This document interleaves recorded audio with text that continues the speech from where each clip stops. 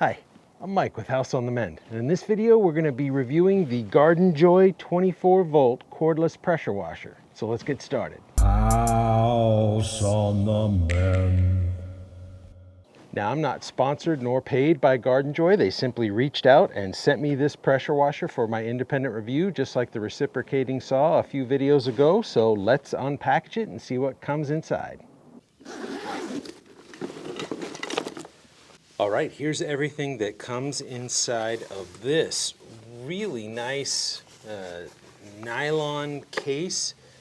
It has molded spots for the pressure washer, the battery. If it had a second battery, it would go here, the charger, and the soap bottle. And it fits in there really snugly. Pretty impressive. Everything else needs to be stuffed inside this cavity, however, so when you open it up, a lot of stuff jumbles around. But let's go through everything. First thing I want to put my hands on is the pressure washer itself. The entire outside of it is rubberized and really smooth, dense plastic. That might be the thickest, nicest kind of polymer plastic I've put my hands on in a long time. I like that a lot. There is, why you would need a safety, I'm not sure on a pressure washer, maybe just so you don't shoot your eye out, but nonetheless there's a safety release on the left side. So it's clearly meant for a right-handed user. I would like to see something that is ambidextrous. The unit comes with 4 attachments to the front. The first one being the soap dispenser. So you would fill this with soap and water, and out of the front here will spew out a nice sudsy mixture. Interestingly, this doesn't connect or join with the brush attachment. So I guess you suds down first and then brush with only water. That's a peculiar choice. I would have liked to have seen the soap dispenser connect to the bottom so you can soap at the same time you are brushing, but nonetheless we'll see how that works. The second one is not immediately identifiable as to what it is, but the manual says it is the 2-in-1 nozzle. And so if you look right here on the front, you will see that as you twist it, these 2 thin pieces of metal come together. And inside there is 1 single nozzle. So I'll be interested to see what kind of pattern that makes. Probably the most common used nozzle attachment will be this one that has 6 different settings. The interesting thing that I've never seen before is there's no markings other than little lines where you could see them if you're wanting to twist it to a certain setting. Instead, you have to look directly at where the water would come out under high pressure to see what setting you're going for. And even those markings, as you can see here, are on either side of the actual nozzle, so you're not going to know which one necessarily you're at. I would have liked to have seen those markings right along these hash marks, as in every other pressure washer with this kind of attachment or a hose sprayer nozzle that I've ever seen. So that is a strange design choice.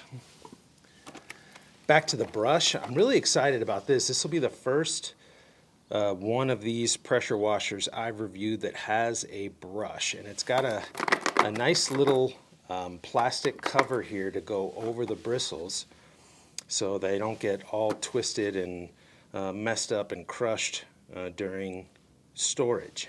Over here we have a collapsible bucket which looks like it holds maybe 2 gallons of water. So I won't be using this. I'll be using a 5-gallon bucket Otherwise, we'd be making a lot of trips back and forth to the faucet, but it is kind of cool that you get that as a backup. And then something I've also never seen before is a shoulder strap for the pressure washer. And on the front of the manual, it shows that that would strap right here. So I guess you can shoulder it, use it, and then sling it while you're doing some other task instead of setting it down on dirty ground. So I'm going to try that out. I'll be interested to see how wet we get shouldering the pressure washer. And then one of the most important things that has been overlooked in other pressure washers is the hose. And I can tell right away just from feeling it that I am going to like this hose. It is very supple. It straightens out easily, soft and pliable. This is a great quality hose, and you get 16 feet of hose. So this end here with the screening material will go into your bucket or other water source. It has a kind of high pressure metal clamp here rather than any kind of screwed on fitting, which is fine. The build quality of this little filter screen is very different than the pressure washer. It's very unfinished. I can feel jagged pieces of metal, and it's also warped on the bottom, but the screen material all looks fine. Oh, another thing about this, look how big it is. It is the size of like a tangerine or so, but you're going to, if this is setting in the water, it's big outward, like circumference-wise, and then lengthwise. So you're probably going to have in a bucket a good half a gallon of water or so still left in the bucket when this guy stops drawing, because it's quite big. The other side is a quick release, which I like to see. You pull back and put it right onto this spot right here. Let me pull off this little red cover and show you. There's a nice fresh O-ring right here that I'm going to want to lubricate. So you pull back, connect. Nice. That is a nice fitting. Everything feels really well made with the hose on this end. To disconnect, you simply pull down on the this section and it comes right off. The unit comes with one 3 amp hour battery, which is a nice size for a pressure washer. It feels a little bit hollow or cheaper in the hand than the unit itself. There is no battery life indicator on the battery because it's actually on top of the pressure washer tool itself. There's no button to push. You have to pull the trigger, and we're getting red, yellow, and green light all at the same time. So I guess according to the pressure washer, we've got a good amount of charge on this battery. So to install the battery, you simply slide it on the rails from back to front, and it clicks into place. To release it, you push down on the red button on the battery and slide it back. That is a nice tight fit. Now when I turn the tool around, I see the 2 slats here where the battery connects to. And that means all you have is a positive and a negative, meaning there's no communication going on between the battery and the tool itself as far as overheating or issues with the battery. It's simply drawing power from it. But if you look at the battery on top here, you'll see 1, 2, and then this small 3rd little spot here. That means this battery has some sort of BMS or battery management system inside that could be talking to the tool for that benefit. Now the battery doesn't have a cradle charger to go into. Instead it has this wall charger with kind of like a stereo jack that plugs into the top of the battery to charge. And as I look at the charger, I see that the output is 21 volts with 1000 milliamps, and that translates to a 21 watt charger. So that's a pretty decent size, about middle of the road. So we should get a pretty good charge time out of this charger. And with that, let's take the battery and the charger inside. Let's charge the battery, see how long it takes to charge, and whether or not it creates any heating issues. All right, with the charger plugged in and not connected, we have a green LED light. I imagine when we plug it in here, it's going to go red, showing us that it's in the process of charging. We'll start our timer and get a base reading, which is 77 degrees Fahrenheit. Wow, only 12 minutes to fully charge this 3 amp hour battery. It must have had almost a complete charge on it. And we rose a few degrees. Right, it's 82 now, so maybe 5 degrees, not much at all. We're going to have to run this battery all the way down and give it a real test of this charger to see how long it takes to charge from a fully depleted battery. All right, now to the part we're all waiting for, actually using the tool. So all you need is the hose attached, dropped right into a bucket. Now it might take a little bit for it to circulate all the way through, but once the water starts going in, this little part here will sink as the hose gets water in it, and we'll be good to go. Right now it's floating, which is not going to prime itself. All right, so since the hose is going to float and not prime itself, I guess we could either disconnect it like this and start getting that air out. That seems to be working. Let's get a couple wraps in the water. Good. Okay, then we'll reattach the hose. Well, at least we know it's airtight.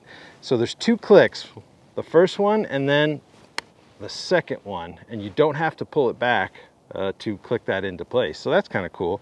All right, let's prime it. And then I want to test first this 2-in-1 nozzle because I've never seen anything like it before, and I want to see what it looks like. Let's see how long it takes to prime. Nice and quiet, huh? It's drawn. There we go. I see water. All right. So there's the wide open setting. Let's start twisting it. Also, it fans way out and then gets very pointed. All right. Well, let's fan it out. Let's see what that would be like.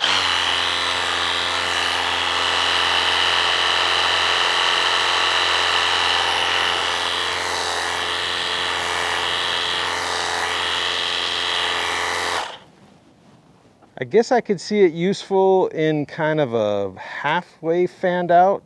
I don't know what else I would use that for. Let's switch. So we'll push in, twist to the right as you are looking at it, pull that out. And let's move on to the next one, which is what most of us I think will use, which is this multi-selector one. Now we're just going to have to guess at what each one is because there's no markings on it unless I look this way, but I can't see it in the bright light. Okay. Okay, that's the same thing as that other one, like a fanned out setting. That's very useful. That's the same, so one of those is going to be a certain degree, the other one's going to be a little less. I couldn't tell much difference. Let's look. Yeah, I can't see much of a difference there. All right, the next one is the jet setting.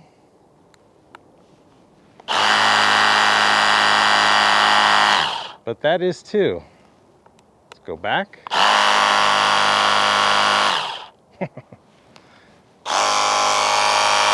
So this one's got all kinds of small little streams of water coming out, and this one seemingly has one, but they both kind of look the same on camera. Watch this. It's kind of like going to the optometrist. Do you prefer one or two?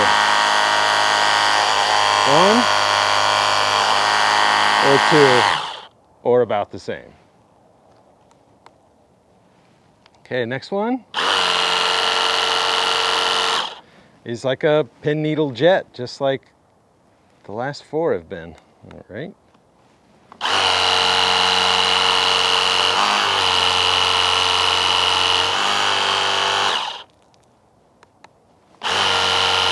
All right, and the last one is another fan setting. So it looks like we have 3 fan settings. That one real tight. That one out a little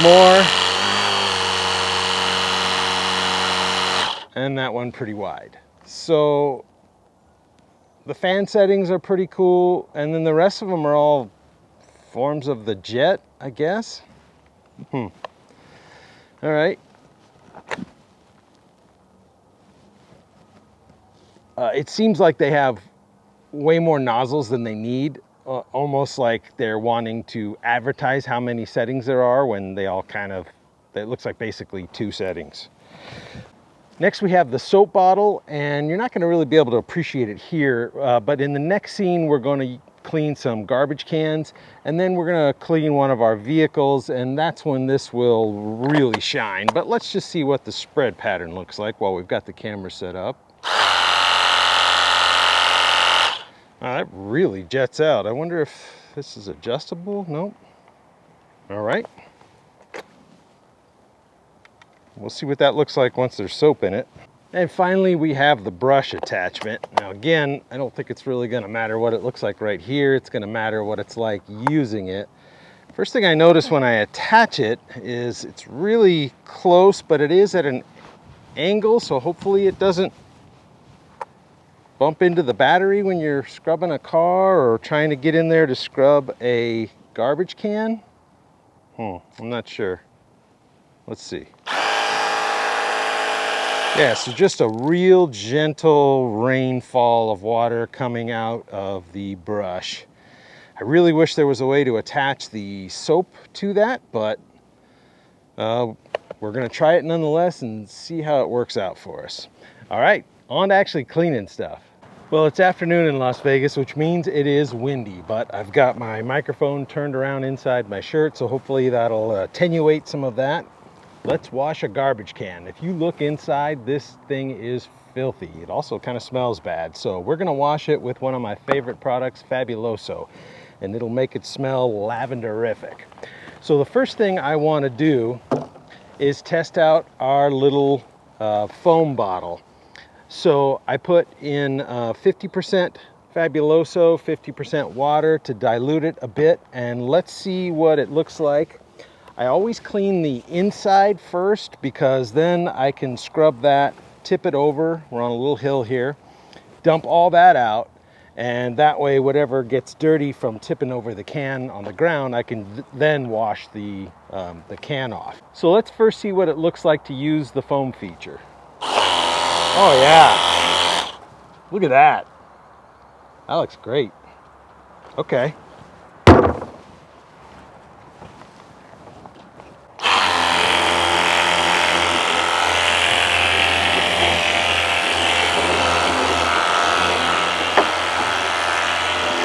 So this has enough of a powerful stream that it's actually hitting the really dirty corners of the inside of the garbage can. That is pretty interesting. Let's switch from this one over to the foam brush and start brushing away in here. If I said foam brush, that was just a Freudian slip. It doesn't have foam coming out of it, unfortunately. All right, let's get a little bit of water out of it and just start scrubbing. Yeah, I don't know if it really needs to be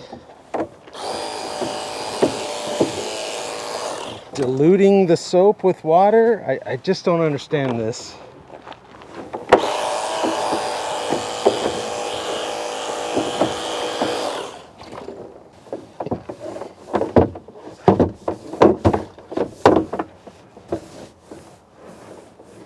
Oh, came undone. So as I'm brushing with it, it actually untwisted itself and would have popped off if I had used it again. All right, I'm gonna set this down and just use the brush to scrub what we've already soaped up because I don't get it. Here we go with just the brush. Yeah, the bristles are so soft on this that it's not really useful for cleaning a garbage can.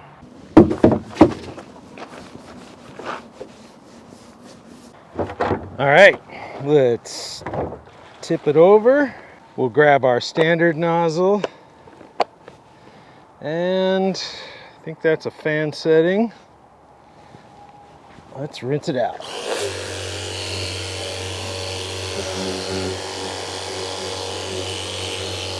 Yeah, that works good. Let's give an extra little push to those corners. Look at that.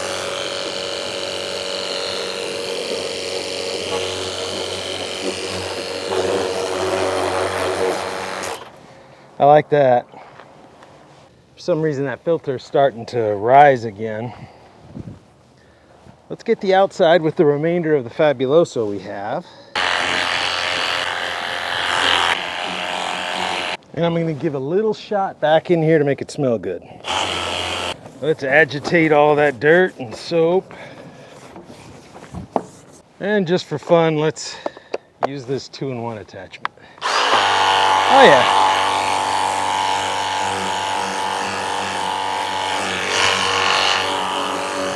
So this works just like a fan, and it's got an extension basically on it, a little bit, so that's cool.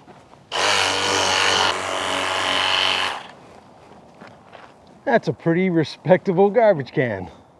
Well, this is my daughter's truck, and as you can see here, it is filthy. So let's wash it for her. She works hard with school and softball, so. Now I'm going to do the very gentle car wash where I'm going to take the pressure washer first and take off as much of this dirt as possible, then suds it up with soap and water, and then scrub down all of the panels.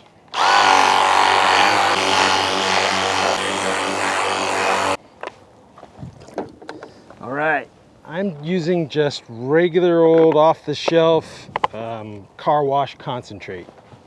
50-50 concentrate to water.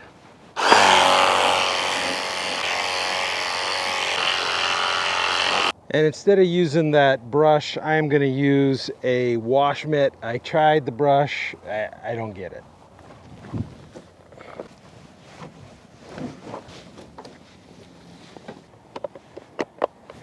And we'll rinse with the same nozzle. I'm getting to like this wand here. All that dirt coming off. Microfiber towel.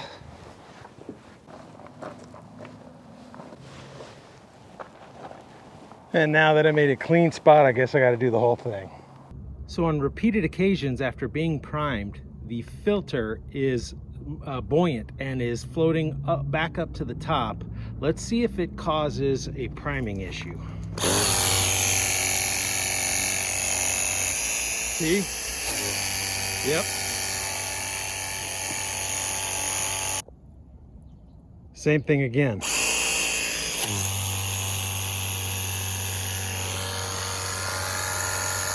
All right, we've had a few wind and rain storms here, so let's see how it does on a stucco wall.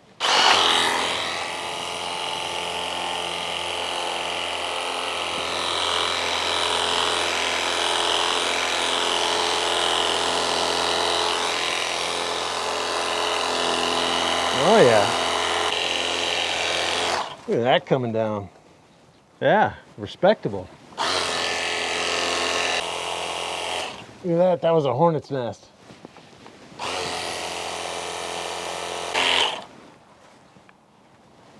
All right, I'd have to say that's pretty good. So without a doubt, one of the coolest features of not having to hook up to a garden hose is the fact that you can just drop the filter right into the pool when it comes time to wash the wet deck. Let's let it prime for a bit and get to work, see how it does.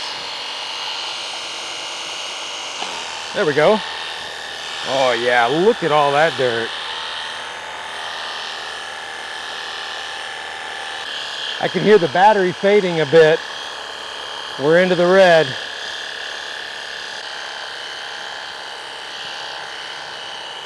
Got that bird poop up real good. And there we go. All right. So everything you have seen thus far has been on this 121-volt battery. So let's take it back inside and see how long it takes to charge from a completely depleted state of charge. All right, just over 3 hours to fully charge the depleted battery. Let's see what we got for a temperature reading. It did not rise in temperature at all. Now, the actual transformer inside gets quite hot, 124 degrees Fahrenheit, but nothing with the battery. So I recently had a viewer insult me for not including the weight of a product I was reviewing. George, you're rude. I deleted your comment, but point taken. So I've got this little luggage weighing scale right here, and I weighed the pressure washer with the long wand, and it is 2.9 pounds. And since the battery ran out, that's enough testing for me to give you my pros and cons. First, the pros. The build quality on this GardenJoy pressure washer is the best that I've reviewed so far. I love this dense polymer feel to the main unit itself, and everything else other than the filter was also really good quality. This 2-in-1 wand ended up becoming my favorite, my go-to, so I really like that as well. Next would be the hose. It's really supple, excellent quality, unravels and then rolls back up really easily. The only part about it, obviously, I don't like is the filter, but we'll get into that in a minute. Next would be the battery life. The battery life was good. I wouldn't say excellent, but it was good. You saw everything that I tested it before the battery gave out. Now there was 3 other sides of the truck that I didn't show for brevity of the video. So I would say it was pretty good. I had anticipated a couple more scenes where I would have washed our Adirondack chairs and also used my backpack sprayer to just have water in it so I could be truly mobile and not walking around with the bucket. But the battery gave out, so my testing and review gives out when the battery does. Next would be the charger. 21-watt charger I think is an excellent value. I've reviewed a bunch of tools lately that have very weak chargers, so I was happy to see that and I thought it worked really well. And finally, for the pros, I did love seeing a battery life indicator so you know where you're at while you're utilizing the tool.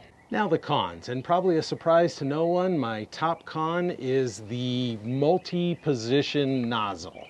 As I clearly stated in the testing phase, I don't like that you can't tell what position you're at from the top of it, and also it has 6 nozzle positions, but really only 2 different spray patterns. So I would revamp this completely, or maybe just get rid of it for the 2-in-1 nozzle that I like a lot better.